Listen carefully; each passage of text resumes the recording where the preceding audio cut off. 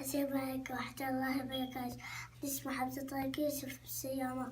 يوم حسيح يقول كيف القطار السريع. الشغلات اللي حنحتاجها هي اللصقة فيين كم مغناطيس ومصيط وقلم وكمان مسطرة وغير مسدس. تحتاج واحد كبير عشان يقطع صباحكم ويساعدكم.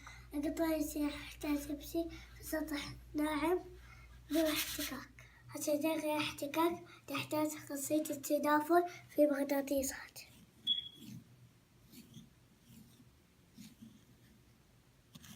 هذه هي حيبة القطار.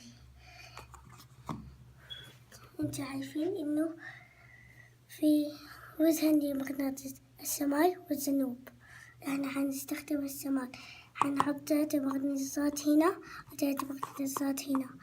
كلها هذا جهة تحط غير في المغناطيس. هذا هما ال6 مغناطيسات اللي تكلمنا عنها، كلها على جهة الشمال. بعد ما انتهينا من هذه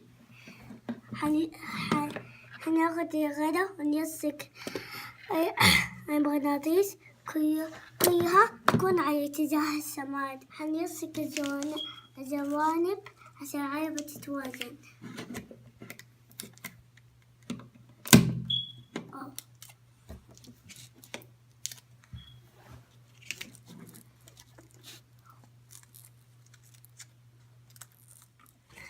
دحين خلصنا هذه الساعة.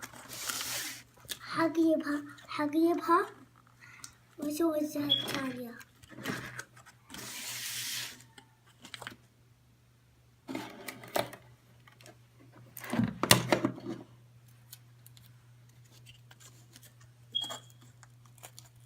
هيا خلصنا من هذه الجوانب كلها وثبتناها. دحين كلها مثبتة. حنحط العلبة. العلبة طادت بسبب التنافر.